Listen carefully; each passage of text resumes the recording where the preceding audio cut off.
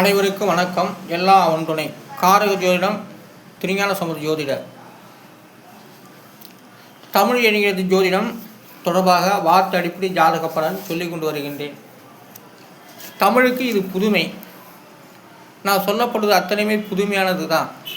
ஆனால் பார்ப்பவர்களுக்கு புரியாமல் இருக்கும், புரிஞ்சுக்கூடிய பிள்ளைகளும் இருக்காங்க. ஆனாலும் நான் உருவாக்கப்பட்டது தமிழ் எழுத்து 240 எழுத்துக்கும் எண்கணிதம்.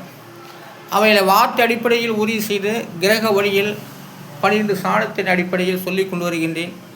அனைவரும் பார்வையாளர்கள் லைக் கொடுக்கணும், கமெண்ட் பண்ணணும், ஷேர் கொடுக்கணும், சப்ஸ்கிரைப் பண்ணணும். அதாவது நாள் என்றால் புதுமை தான். ஒவ்வொரு நாளும் சூரியன் உதித்து விட்டால் புதுமையாக அந்த நாள் என்ற வார்த்தைக்கு 2 எழுத்து. அந்த 2 எழுத்துக்குரிய எண்ணிடம் 6, 4 எல்லாம் கூட்டாக 10. அதனுடைய விதி என்பது 1. அப்போ நாள் 1.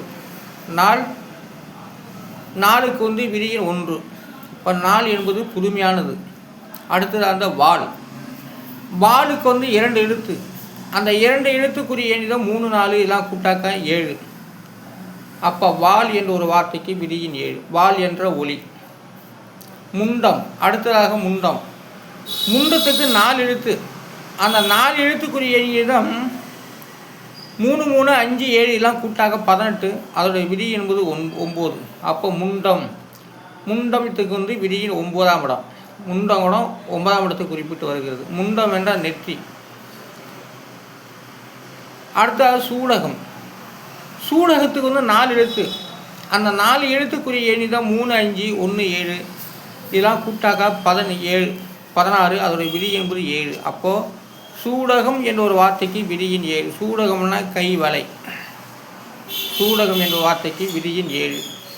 7ஆம் இடத்து பலனாக வருகின்றது சூடகம். அடுத்து ஆர்த்தல். ஆர்த்தலுக்கு 5 எழுத்து. அந்த 5 எழுத்துக்குரிய எண்ணிடம் 8, 9, 4, 7, 1 எல்லாம் கூட்ட 29. அதோடைய விதி என்பது 2. அப்போ ஆர்த்தல். ஆர்த்தல் என்ற ஒலித்தல், பேசுவது, பேசும் ஒலித்தலுக்கு குறிக்கிறது.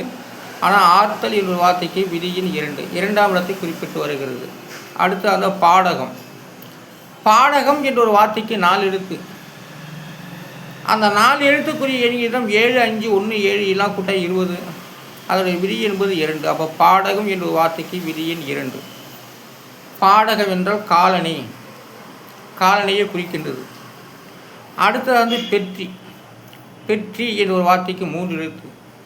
அந்த 3 எழுத்துக்குரிய 3, 5, 9 எல்லாம் கூட்டாக 17. அதோடைய விதி என்பது 8. பெற்றி என்றால் தன்மை. அப்போ பெற்றி என்ற வார்த்தைக்கு விதியின் 8ஆம் இடம். பெற்றி என்ற தன்மையை குறிக்கிறது. பெருந்தன்மை, கீழ்த்தன்மை, அல்பத்தன்மை சொல்கிறோம் இல்லையா, அந்த தன்மையில் வருது தான் அதாவது பெற்றி. பெற்றி என்ற தன்மை. அடுத்ததாக எச்சம். எச்சனுக்கு 4 எழுத்து. அந்த 4 எழுத்துக்குரிய 4, 9, 3, 6 எல்லாம் கூட்ட 22. அதோடைய விதி என்பது 4. எச்சன். எச்சனுக்கு விதியின் 4. அப்போ எச்சன். எச்சன் என்றால் யாகத் தலைவன். எச்சன் என்றால் யாகத்தின் தலைவன், யாகத் தலைவன். அப்போ எச்சன் என்ற ஒரு வார்த்தைக்கு விதியின் 4. அடுத்ததாக பிறவாய். பிறவாய் என்ற ஒரு வார்த்தைக்கு 4 எழுத்து. அந்த 4 எழுத்துக்குரிய 1, 8, 3, 8 எல்லாம் கூட்ட 20. அதோடைய விதி என்பது 2. அப்போ பிறவாய், பிறவியாய் என்ற அர்த்தம். ஆனாலும் பிறவாய் என்ற ஒரு வார்த்தைக்கு விதியின் 2. அடுத்த கோன். கோனுக்கு 6, 6 எல்லாம் கூட்டாக 12 தான். அதோடைய விதி என்கிறது 3. அப்போ கோன் காதனாகிய தலைவன், காதனாகிய தலைவன் என்று சொல்லப்படுது. கோன் என்றால் அது ஒரு தலைவன் என்ற வார்த்தை குறிப்பிட்டு வருகிறது. அடுத்தது கை. கை என்ற இடம். அந்த கை என்ற ஒரு இடத்துக்கு 5. அப்போ கை என்றால் இடம். கை என்ற வார்த்தைக்கு விதியின் 5. அப்போ கை என்ற ஒரு வார்த்தைக்கு விதியின் 5. கை என்றால் இடம். அடுத்ததாக அப்பு. அப்புக்கு 3 எழுத்து. அந்த 3 எழுத்துக்குரிய 1, 6, 2 எல்லாம் கூட்டாக 9. அதோடைய விதி என்பது 9 தான். அப்போ அப்போட விதியின் 9. அப்பு என்றால் நீர், கங்கையை குறிக்கிறது. அடுத்து ஒப்பு. ஒப்புக்கு 3 எழுத்து. 3, 6, 2 எல்லாம் கூட்டாக 11. அதோடைய விதி என்பது 2. அப்போ ஒப்பு. ஒப்புக்கு விதியின் 2. ஒப்பு என்ன ஈடு. ஒப்பு. அடுத்தது செப்பு. அடுத்தது செப்புக்கு 3 எழுத்து. அந்த 3 எழுத்துக்குரிய எண் தான் 6 6 2 இதெல்லாம் கூட்டாக்க 14. அதோடைய விதி என்கிறது 5. செப்பு என்ற சிமிழ். செப்பு என்ற சிமிழை குறிக்கிறது. அடுத்தது ஆர். ஆறுக்கு 2 எழுத்து. அந்த 2 எழுத்துக்குரிய எண் 8 9 இதெல்லாம் கூட்டாக 17. அதோடைய விதி என்பது 8. ஆர். ஆர் என்றால் இணை. ஆர் என்ற வார்த்தைக்கு விதியின் 8. அடுத்ததான் மாண்பு. மாண்புக்கு 3 எழுத்து. 3 எழுத்துக்குரிய எண்ணிலும் 8 7 2 இதெல்லாம் கூட்டாக 17. அதோடைய விதி என்பது 8. அப்போது மாண்பு என்ற வார்த்தைக்கு விதியின் 8. 8ஆம் இடம் மாண்பு. 8ஆம் இடம் தான் கடவுள் இருக்கும் இடம். 8வது கிரகத்தில் தான் கடவுள் இருக்கின்றார்.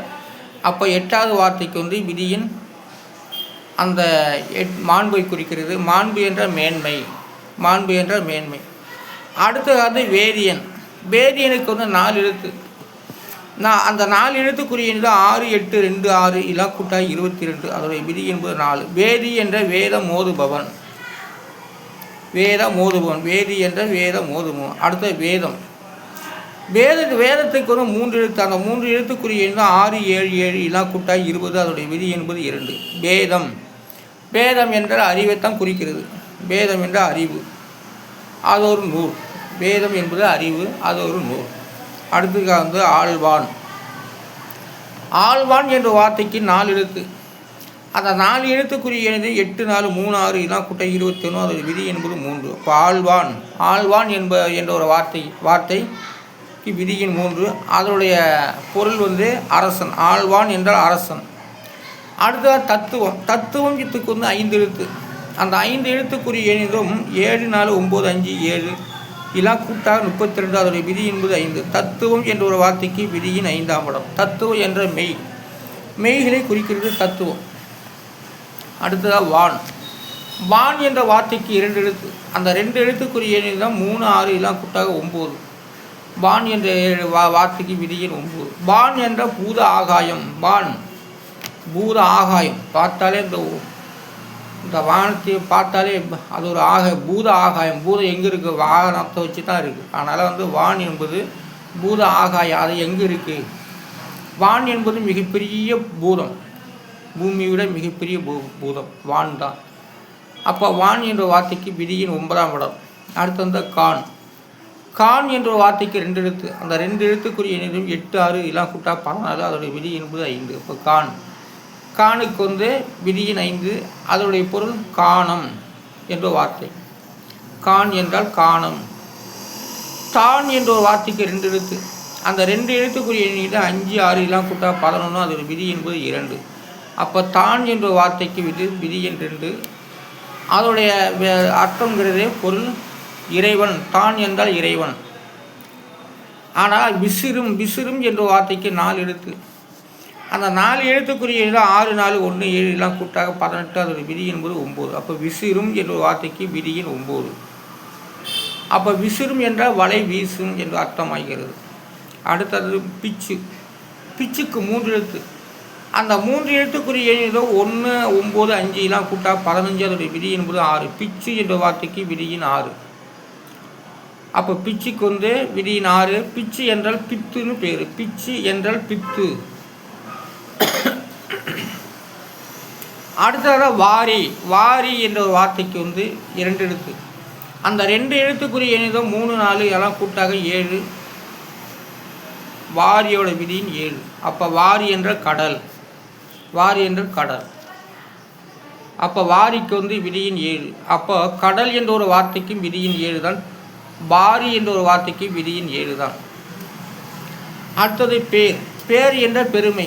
அப்போ பேருக்கு 2 எழுத்து. அந்த 2 எழுத்துக்குரிய எண்களிலும் 1 9 இதெல்லாம் கூட்டாக 10. அதோடைய விதி என்பது 1. அப்போ பேர் என்றால் பெருமை. மனிதனுக்கு பேர் சுட்டுது. சிங்கத்துக்கு பேர் சுட்டுது. எல்லாமே ஒரு பெருமை தான். பெருமையான வார்த்தை தான் பேர்கள். பேர் என்பது பெருமைக்குரியது.